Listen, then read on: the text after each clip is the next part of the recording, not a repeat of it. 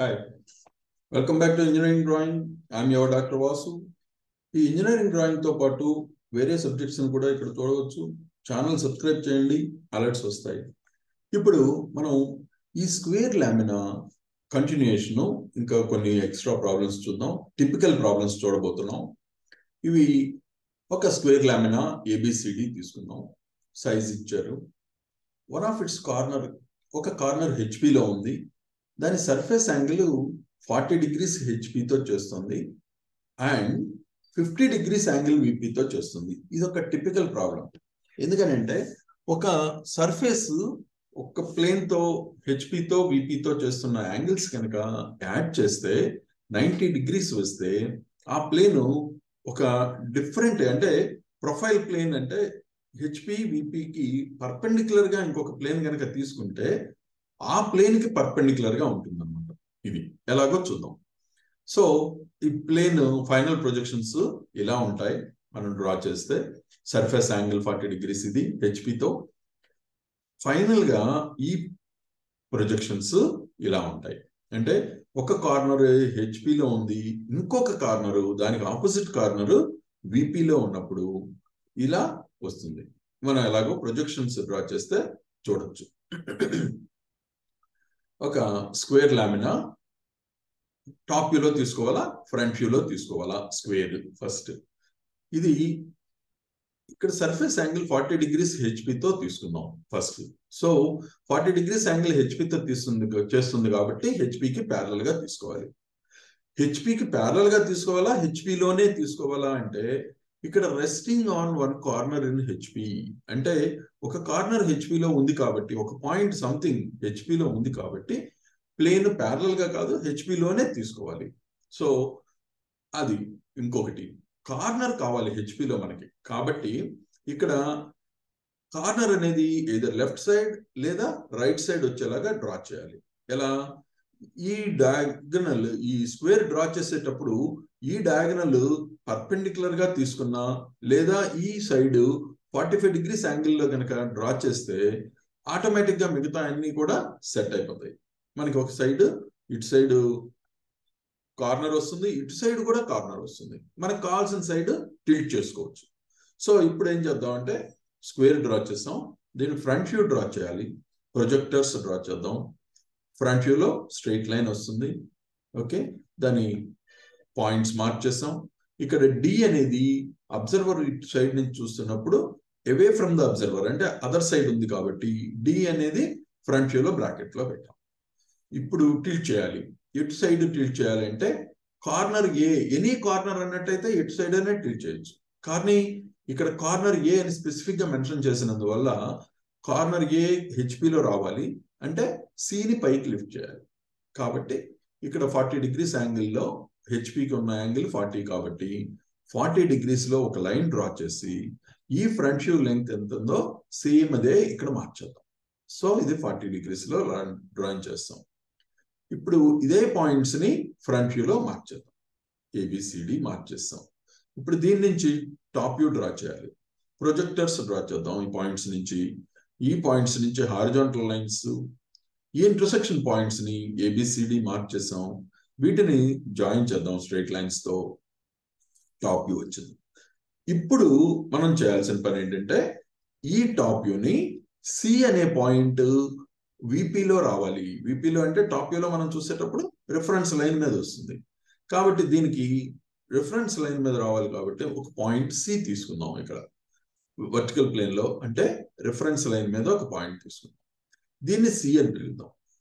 ఇప్పుడు మనం 90 degrees rotate చేస్తే కానీ ఈ ప్లేన్ ని ఇలా 90 degrees కనుక రొటేట్ చేస్తే అప్పుడు మనకి ఇచ్చిన కండిషన్ సాటిస్ఫై అవుతుంది. ఏది? ఇక్కడ 50 degrees యాంగిల్ విపితో చేయాలి కాబట్టి ఆ కండిషన్ సాటిస్ఫై అవుతుంది.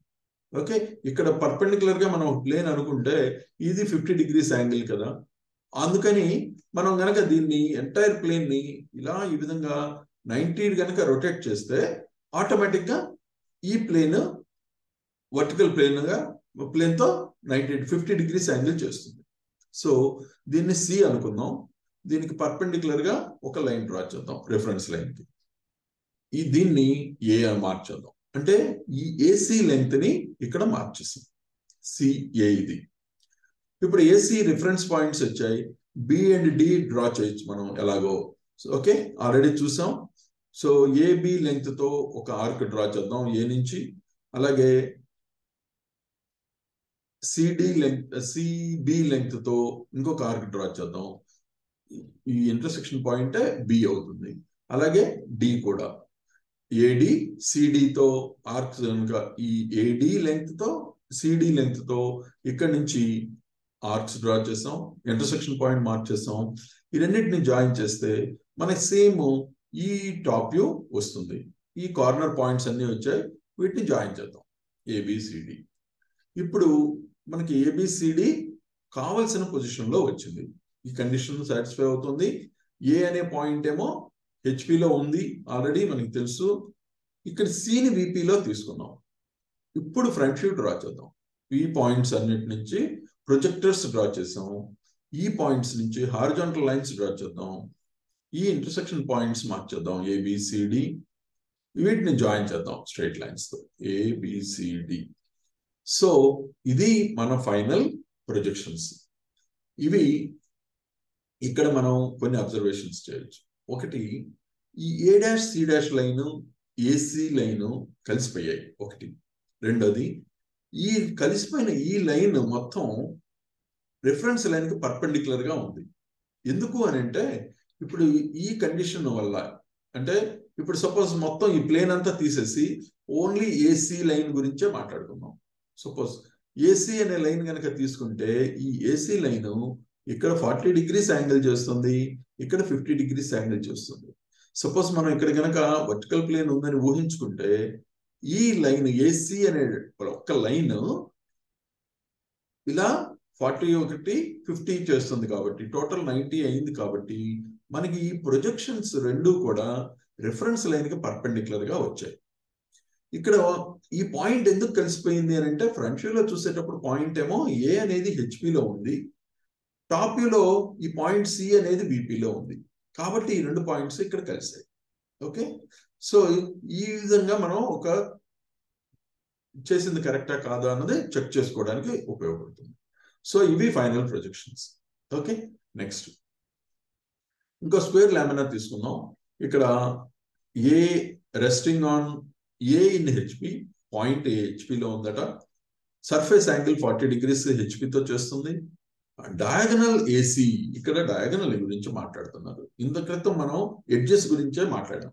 ఇప్పుడు డయాగనల్ తీసుకుంటే డయాగనల్ ఏసీ అనేది ఎలా ఉంది, passing through the point on which it rests on HP. చూద్దాం అదేంటో. 45 degrees యాంగిల్ విపితో చేస్తుంది. ఓకే, అంటే ఈ ఫైనల్ ప్రొజెక్షన్స్ తీసుకుంటే మనకి ఇలా వస్తుంది. ఇక్కడ సర్ఫేస్ ఏమో 40 degrees యాంగిల్ హెచ్పితో చేస్తుంది. టాప్ వ్యూ ఇది. ఈ ఫైనల్ ప్రొజెక్షన్స్ ఇవి.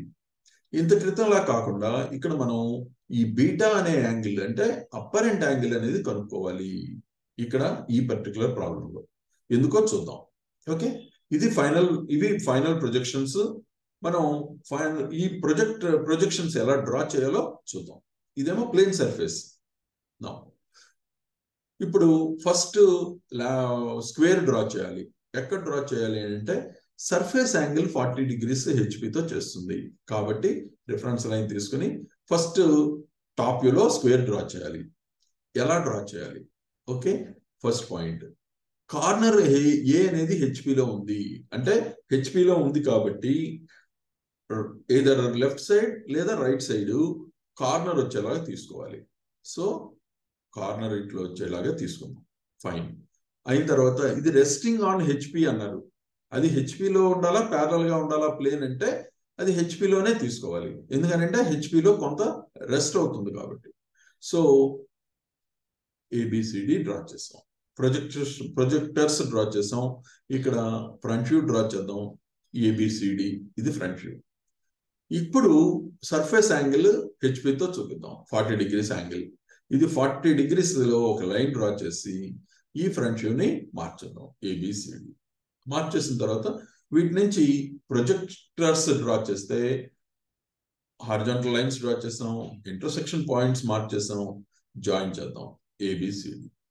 ఓకే, ఇప్పుడు ఫైనల్ ఇక్కడ సెకండ్ పొజిషన్ లో వచ్చింది మనకి. ఇక్కడ డ్రా చేసిన దానిలో మనం గనక ఈ ఏసీ గనక అబ్జర్వ్ చేస్తే, ఏసీ ఎందుకు తీసుకుంటున్నాం అంటే ఈ డయాగనల్ ఏసీ గురించి మాట్లాడుతున్నారు ఇక్కడ. Passing through the point on which it rest on HP అంటున్నారు. అంటే యాక్చువల్గా ఈ పాయింట్ ఈ మ్యాటర్ రాయాల్సిన అవసరం లేదు, ఎందుకంటే ఏసీ అంటేనే సరిపోతుంది.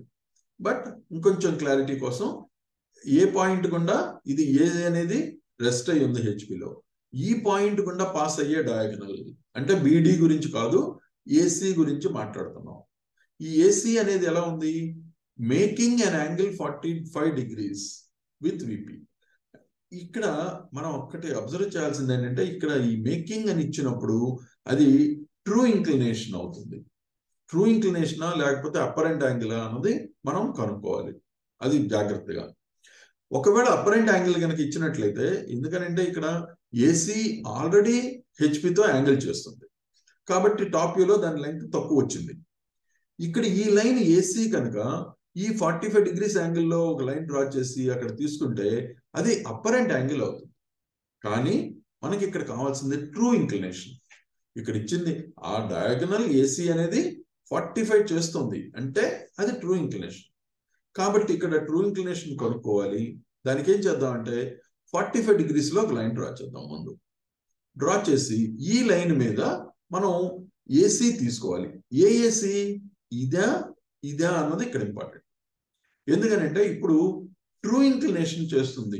ఎప్పుడు మనకి యాక్చువల్గా ట్రూ ఇంక్లినేషన్ కనిపిస్తుంది టాప్ వ్యూలో, ఆ లైన్ హెచ్పికి ప్యారలల్ గా ఉన్నప్పుడు. హెచ్పికి ప్యారలల్ గా ఉన్నప్పుడు ట్రూ లెంగ్త్ కనిపిస్తుంది. కాబట్టి ఈ లెంగ్త్ అన్నమాట ట్రూ లెంగ్త్ అంటే ఇది ఏసీ. సో ఇక్కడ నుంచి ఈ ఏసీ లెంగ్త్ ని కనుక మనం ఇక్కడ మార్క్ చేసుకుంటే, ఒక పాయింట్ తీసుకొని మార్క్ చేస్తాం ఏసీ, ఈ లెంగ్త్ కనిపిస్తుంది ట్రూ లెంగ్త్, ఇది ట్రూ ఇంక్లినేషన్. ఇప్పుడు దీన్ని C1 అని పిలుద్దాం. ఎందుకంటే ఇది ఫైనల్ పొజిషన్ కాదు, ఫైనల్ పొజిషన్ లో మనకి సి అని పిలవచ్చు. ఇక్కడ ఇది ఫైనల్ పొజిషన్ కాదు, ఇనీషియల్ పొజిషన్ కాబట్టి C1 అన్నాం. ఇప్పుడు ఏం చేద్దామంటే ఈ లైన్ 45 degrees యాంగిల్ విపితో చేస్తున్నప్పుడు ఈ పాయింట్ C1 అనేది ఇదే డిస్టెన్స్ లో ఉంటుంది ఎప్పుడు ఏ ఫిక్స్ చేసేస్తే. కాబట్టి ఈ పాయింట్ C1 గుండా మనం ఒక లోకస్ డ్రా చేద్దాం. హారిజాంటల్ గా రిఫరెన్స్ లైన్ కి ప్యారలల్ గా ఒక లోకస్ డ్రా చేస్తాం. అంటే సి అనే పాయింట్ ఇక్కడే ఉండాలి దీని మీద. ఆ పాయింట్ లోకస్ మీద ఉన్నప్పుడు అప్పుడు మనకి ఏసీ అనే డయాగనల్ కంపల్సరీగా 45 degrees చేస్తుంది. ఓకే, దీని గురించి మనం స్ట్రైట్ లైన్స్ లో చాలా ప్రాబ్లమ్స్ చేసాం ఇంత క్రితం, పాత వీడియోస్ లో ఒకసారి రిఫర్ చేసుకోండి. ఇప్పుడు ఈ ఏసీ డయాగనల్ ఈ లెంగ్త్ తీసుకుని ఏ సెంటర్ గా ఒక ఆర్క్ డ్రా చేద్దాం. ఇది సి అవుతుంది. ఇప్పుడు ఏసీ జాయిన్ చేద్దాం. ఏసీ జాయిన్ చేస్తే మనకి ఇక్కడ అప్పరెంట్ యాంగిల్ వస్తుంది. ఈ విధంగా అప్పరెంట్ యాంగిల్ అనేది కనుక్కోవాలి. ఇప్పుడు అప్పరెంట్ యాంగిల్ వచ్చిన తర్వాత ఇక్కడ మనకి రెండు రిఫరెన్స్ పాయింట్స్ వచ్చాయి, ఏసి. అంటే ఈ ఏసీ ఈ టాప్ వ్యూలో రెండు రిఫరెన్స్ పాయింట్స్ వచ్చాయి. మిగతా ఈ బిడి పాయింట్స్ ని మార్చేద్దాం. సో ఇది బి అవుతుంది, ఇది డి అవుతుంది. ఓకే, దీన్ని మనం అంటే యాక్చువల్గా ఏంటంటే ఈ ప్లేన్ ని మనం ఇలా రొటేట్ చేస్తున్నాం అనమాట. క్లాక్ వైజ్ రొటేట్ చేస్తే మనకి టాప్ వ్యూ వస్తుంది. సో పాయింట్స్ కూడా మార్క్ చేసిన తర్వాత వరుసగా ఈ పాయింట్స్ ని స్ట్రైట్ లైన్స్ తో జాయిన్ చేద్దాం. సో ఇది ఫైనల్ టాప్ వ్యూ అవుతుంది, ఏబిసిడి. టాప్ వ్యూ వచ్చిన తర్వాత ఇప్పుడు మనం ఫ్రంట్ వ్యూ డ్రా చేయాలి. ఈ పాయింట్స్ నుంచి ప్రొజెక్టర్స్ డ్రా చేద్దాం. ఈ పాయింట్స్ నుంచి హారిజాంటల్ లైన్స్ డ్రా చేద్దాం.